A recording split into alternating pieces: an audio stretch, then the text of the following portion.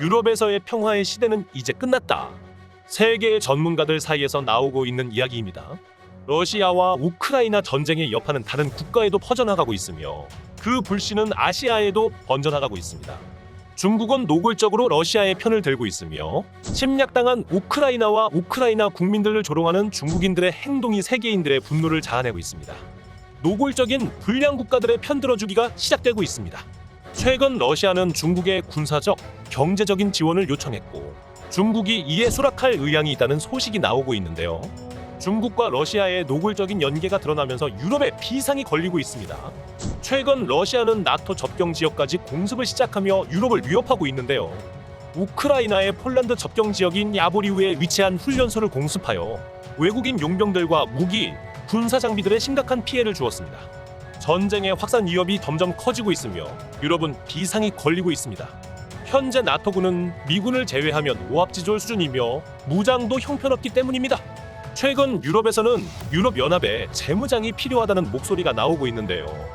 한국산 무기로 나토와 유럽군을 무장하자는 이야기가 나오고 있어 세계의 이목을 집중시키고 있습니다.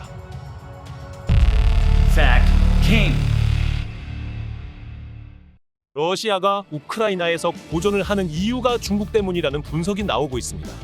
2월 24일에 시작된 러시아의 우크라이나에 대한 침공은 원래 계획대로라면 러시아는 조금 더 빠른 시기에 침공을 시작할 예정이었습니다. 하지만 중국이 러시아의 침공 계획을 듣고 올림픽이 끝날 때까지만 미뤄달라고 요청을 했고 그 때문에 러시아의 계획은 당초의 계획보다 늦어진 올림픽 이후가 되었습니다. 러시아의 침공 연기는 결정적으로 러시아군의 발목을 붙잡는 상황이 되어버렸는데요. 이것은 러시아와 우크라이나의 특유의 지형적인 문제에 기인합니다. 라스푸티차라고 불리는 러시아와 우크라이나의 특유의 자연현상은 10월 초가을 장마철과 3월 말 해빙기의 땅이 진흙밭으로 변해버려 대부분의 차량들이 통과를 하지 못하는 지형이 되어버립니다. 포장도로가 아니면 자동차, 전차, 장갑차 등의 모든 차량이 움직이기 힘들어지는데 이 라스푸티차가 평년보다 한 달 정도 빠르게 시작되어 러시아군의 진격을 방해하고 있습니다. 수많은 병력을 동원을 해도 포장도로가 아니면 움직이기 힘든 상황이라 러시아군의 진격은 거의 멈춰버리다시피 하고 있습니다. 우크라이나 입장에서는 천운이 따라준 셈이죠. 러시아는 많은 장비와 물자를 잃게 되었고 중국의 군사 장비와 경제 지원을 요청한 상태이며 중국은 이에 대해 긍정적인 대답을 내놓았다고 워싱턴 포스트와 뉴욕타임즈가 보도했습니다. 중국은 이에 대해 사실무근이며 가짜뉴스라고 부인했지만 지금까지의 중국의 행보를 보아 비밀리에 러시아의 지원이 오갈 수 있을 것이라는 분석이 뒤따르고 있습니다. 우크라이나 침공을 계기로 전 세계적인 확전의 가능성이 높아지고 있습니다.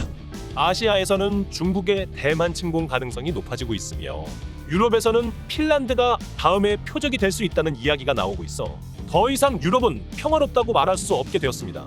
우크라이나가 약한 나라라고 언론에서는 많이들 이야기하지만 세계 군사력 순위에서 우크라이나는 25위 정도로 그렇게 약한 편이 아닙니다. 오히려 평균적인 유럽 국가들보다 강력한 군사력을 가지고 있는데요. 구소련 시절 소련의 최전방 지역이었던 우크라이나는 당시 소련의 최신 장비 보급의 1순위 지역이었습니다. 우크라이나가 독립할 당시 우크라이나에 배치되었던 구소련의 최신 군사 장비들은 우크라이나의 소유가 되었죠. 장비가 오래되긴 했지만 여전히 강력한 화력과 전투력을 보유하고 있습니다. 현재 유럽의 대부분의 국가들은 사실 우크라이나만큼의 군사력도 갖추지 못하고 있습니다. 소련이 무너진 후 오랜 군축으로 독일이나 프랑스군조차 육군에 한해서는 우크라이나 군에 비해 오히려 부족하다고 이야기가 나올 정도입니다. 러시아가 많이 약해졌다고는 하지만 다른 유럽의 국가들은 전쟁이 터졌을 때 우크라이나만큼 잘 싸우거나 버틸 수 없을 것이라는 분석들이 쏟아지고 있습니다. 이런 배경을 가지고 있기에 현재 유럽은 비상이 걸렸습니다. 당장 군사력을 증강시켜야 한다는 목소리가 각국에서 나오고 있으며 이미 독일은 재무장을 선포했습니다. 다른 유럽 국가들도 군사력 증강에 비상이 걸린 상태인데요. 최근 유럽 각지에서 한국 무기에 대한 관심이 급증하고 있습니다. 최근 몇 년간 한국 무기들이 실전에서 큰 활약을 하고 있는 것을 굉장히 인상 깊게 보고 있는 것인데요. 한국의 명품 무기 중 가장 유명한 K9 자주포는 이미 터키, 호주, 인도 등에서 구매한 이력이 있으며 유럽에서는 노르웨이, 핀란드, 에스토니아, 폴란드 등이 운영을 하고 있습니다. 현재 전 세계 자주포 중에서 가장 많이 팔리고 있는 K9 자주포는 한국의 최첨단 IT 기술이 접목된 세계 최고 성능을 가진 자주포입니다. 과거에는 독일제 펜저 하우비츠 2000 자주포의 성능이 밀렸었지만 대량 생산으로 인한 규모의 경제를 통해 상대적으로 저렴한 가격으로 대량 보급이 가능했고, 이 덕분에 비싸지 않은 비용으로 꾸준한 업그레이드가 가능하여 현재는 세계 최고 성능을 지닌 자주포로 평가되고 있습니다. K9 자주포를 도입한 인도는 중국제 자주포를 도입한 파키스탄군과의 사격전에서 압도적인 성능으로 파키스탄의 포병 부대를 섬멸시켰는데요. 당시 10대밖에 배치되지 않았던 인도의 K9 자주포는 36대나 되는 파키스탄의 중국제 자주포인 SH-1 자주포 부대의 공격을 받고도 단 한 대의 손실도 없이 적들을 전멸시키는 무시무시한 위력을 보여주었습니다. 이 전투가 알려지자 중국은 멘붕에 빠져버렸고, 인도는 K9의 성능에 반해 K9을 200대나 더 구매하겠다고 밝히기도 했습니다. 심지어 전통적인 포병 강국인 영국군마저 차기 자주포로 K9 자주포 도입을 검토하고 있어 K9이 나토의 표준 장비화되어 가고 있는 상황입니다. 한국의 명품 무기는 K9뿐만이 아닙니다. 한국이 자랑하는 K2 흑표전차는 최신 3.5세대 전차로 글로벌 이코노믹에 따르면 세계 전차 순위에서 2위를 차지하고 있습니다. 1위는 독일의 레오파드2 A7 전차가 차지하고 있는데요. 두 전차의 성능은 비등비등하다고 알려졌습니다. 한국의 무기는 지금까지는 가성비 무기로 많은 나라에서 찾고 있었지만, 한국의 흑표전차부터는 최첨단 장비와 기능들이 들어갔기 때문에 더 이상 가격이 저렴하지는 않습니다. 대략 100억 원 정도의 가격으로 결코 싼 가격은 아니지만 그만큼 우수한 성능으로 돈값을 한다고 평가되고 있습니다. 하지만 라이벌인 독일의 레오파드 전차에 비하면 매우 저렴하다고 할 수 있습니다.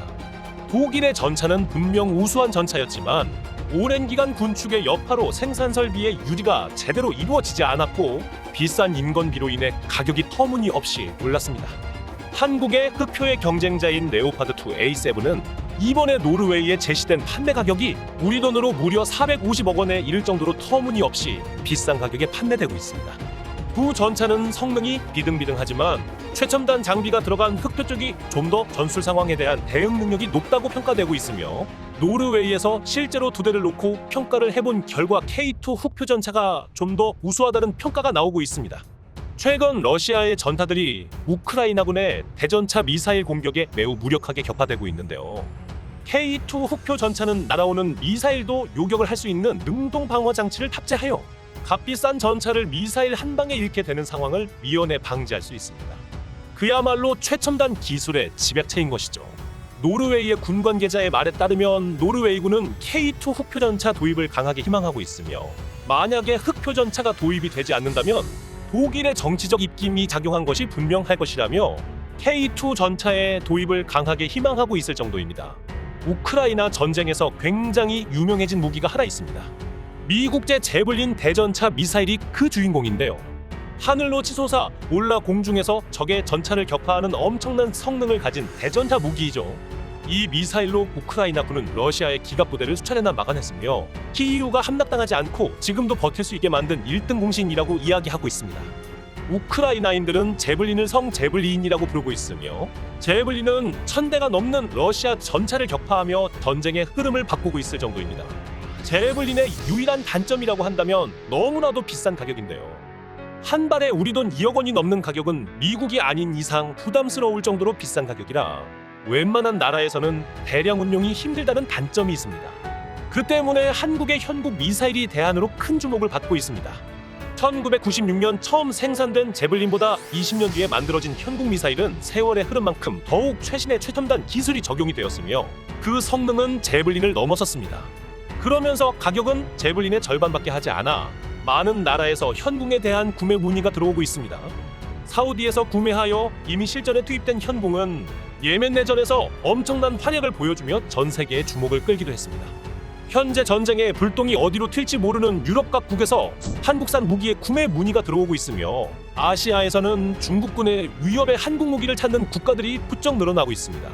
시청해 주셔서 감사합니다. 오늘도 좋은 하루 되세요. 여러분들의 구독과 좋아요는 매우 큰 힘이 됩니다.